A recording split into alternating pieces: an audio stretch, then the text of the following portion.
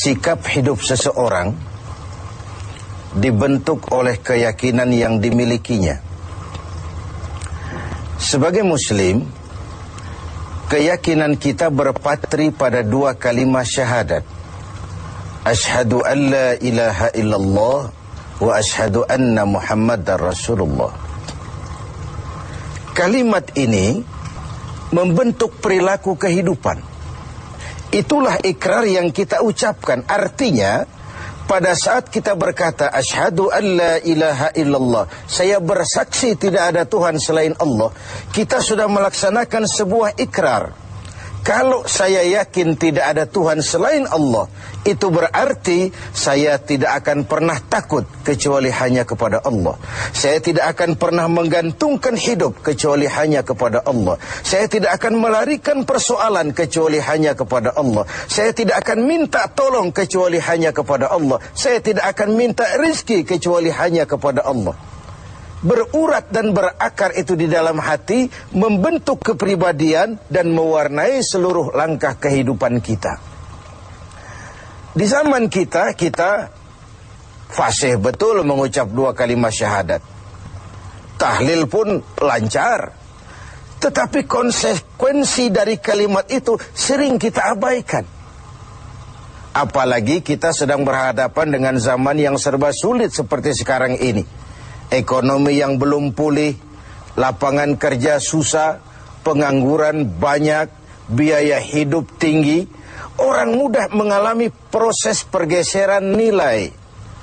Solatnya masih menghadap Allah, tapi kepengen dagangan laris menghadap dukun. Dicampurlah itu, iyyaka na'budu wa dukun nasta'in.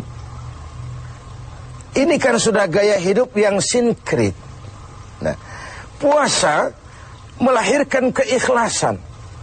Kenapa? Karena ibadah ini seperti kita pernah bicarakan tanpa sugesti. Mungkin kalau kita sholat masih berharap dilihat orang. Kita membayar zakat, kita bersedekah masih berharap dilihat orang.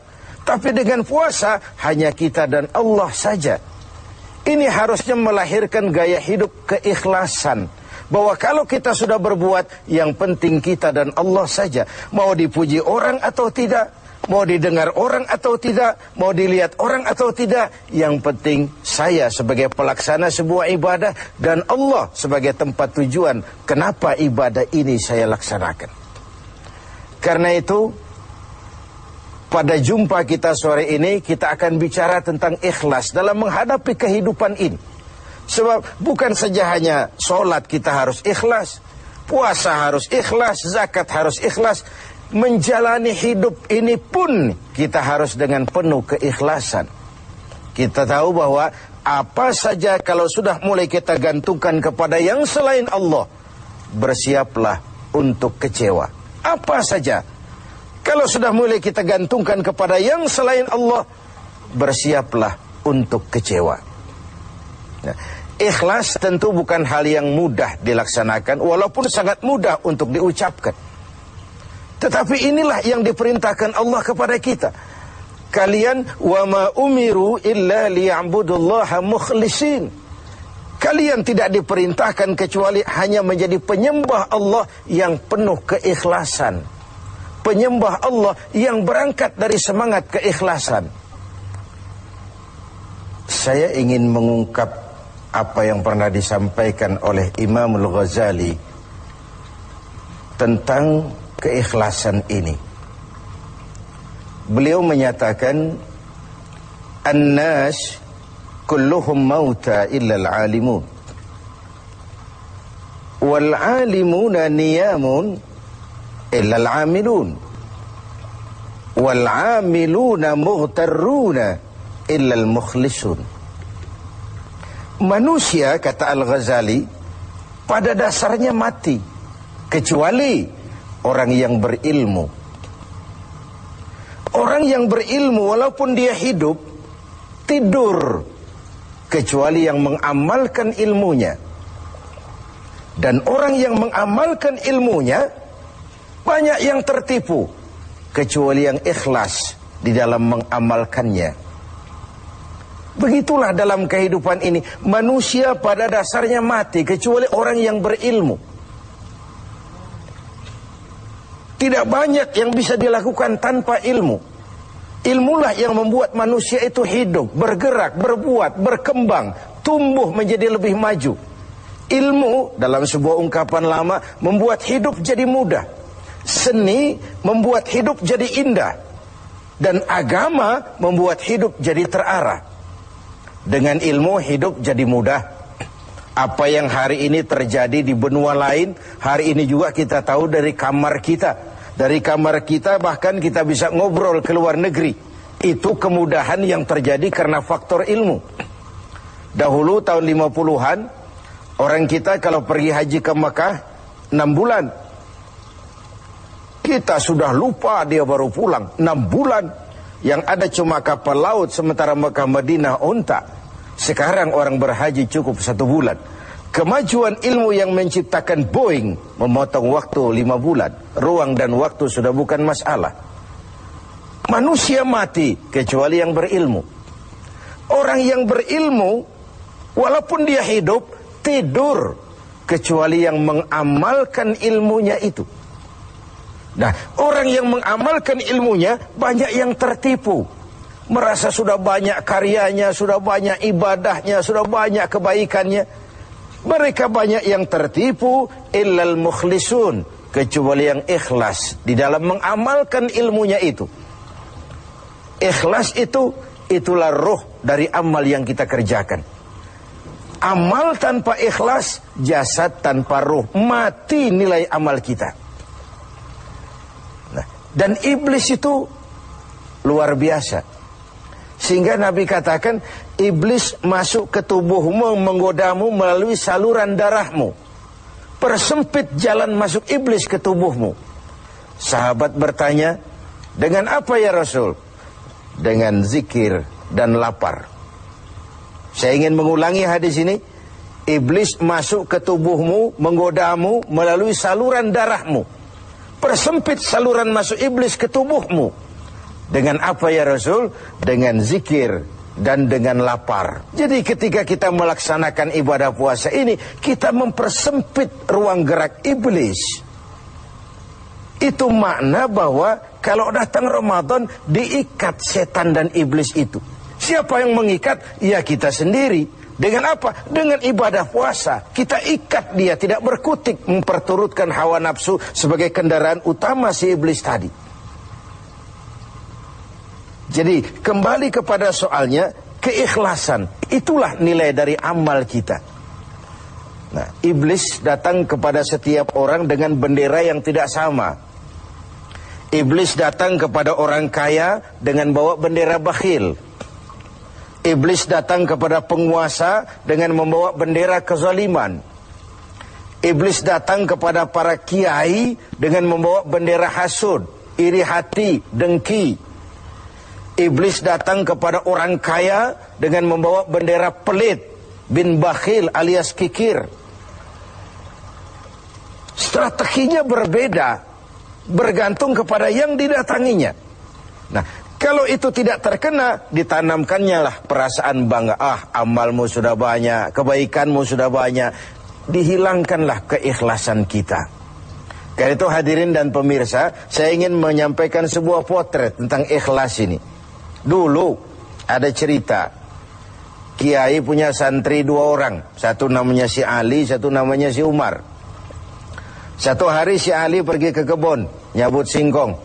Singkong tercabut, Ali melihat, ah ini singkong bagus sekali. Kalau dihadiahkan kepada Pak Kiai, senang hati beliau. Ah, tabarukan, cari berkah. Berangkat ke rumah Kiai, bawa singkong. Sampai di rumah Kiai, Assalamualaikum Pak Kiai. Waalaikumsalam. Ada apa? Dari kebun Pak Kiai, saya jabut singkong, bagus sekali. Saya ingat sama Kiai, doakan saya Kiai. Oh, bawa masuk ke dapur, Li. Ali masuk ke dapur, taruh singkong. Kiai bilang sama istrinya, Bu, Ali ini jauh-jauh datang kemari, hadiahkan kita singkong ini. Pulang kita kasih apa dia? Kata istrinya, Kiai bang, ada seekor kambing di belakang, hadiah pengusaha temporary sama kita. Daripada di sini ada yang merawat, kan lebih baik dikasihkan si Ali. Siapa tahu dia pelihara berkembang biak jadi banyak nantinya. Jadilah itu. Ali permisi mau pulang, kata Kiai, "Li, saya hadiahkan kau seekor kambing. Peliharalah, mudah-mudahan membawa berkah."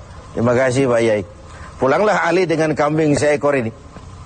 Di jalan pulang ketemu temannya si Umar. "Dari mana kau, Li?" "Dari rumah Kiai, Umar." "Itu kambing?" "Dikasih sama Kiai." "Kenapa kamu dikasih kambing?" "Enggak tahu, saya datang cuman bawa singkong ke rumah Kiai, pulang dikasih kambing." Si Umar nih otak dagangnya jalan. Kalau Ali saja bawa singkong dikasih kambing, bagaimana kalau saya bawa duren? Jadi mampirlah si Umar ke pasar beli duren 3 buah, dibawalah ke rumah Kiai. "Kiai, assalamualaikum." "Ada apa, Mar?" "Duren Kiai, ikhlas karena Allah, ikhlas Kiai, silakan." "Oh, bawa masuk ke dapur, Mar." Umar taruh singkong taruh duren di dapur. Kiai bilang lagi sama istrinya, "Bu, Umar nih datang bawa duren lebih banyak dari yang dibawa si Ali. Kita kasih apa dia pulang?" Kata istrinya Kiai, "Abang nih kambing seekor pun sudah dikasih Ali, Bang. Sudah nggak ada apa-apa lagi di rumah." "Gitu ya?" "Iya." "Jadi macam mana?" Kata istrinya Kiai, "Begini sajalah, Bang. Ali tadi kan datang bawa singkong. Lalu Umar nih daripada pulang tangan kosong, sudah singkong Ali saja kasihin si Umar." Begitu. "Iyalah." "Ya jadilah."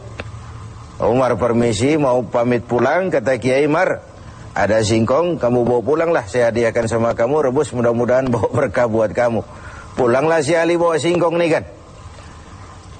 Jadi ini sebuah potret betapa si Ali yang ikhlas bawa singkong dapat kambing. Umar nih yang punya target bawa duren 3, pulang dapat singkong. Nah, jadi ini sebuah cerita bahwa apa saja kalau sudah kita mulai bukan karena Allah, bersiaplah untuk kecewa. Itu dulu, barangkali adik-adik ada yang akan mengajukan pertanyaan. Silakan. Assalamualaikum warahmatullahi wabarakatuh. Salam. Ustaz Kiai, ada yang ingin saya tanyakan berkenaan dengan ikhlas. Pertanyaannya, bagaimana contoh orang yang ikhlas dalam berbuat? Ya. Contoh orang yang ikhlas dalam berbuat. Saya ingin menyampaikan sebuah cerita saja, tapi agak vulgar. Tapi ini agak mendekati ya.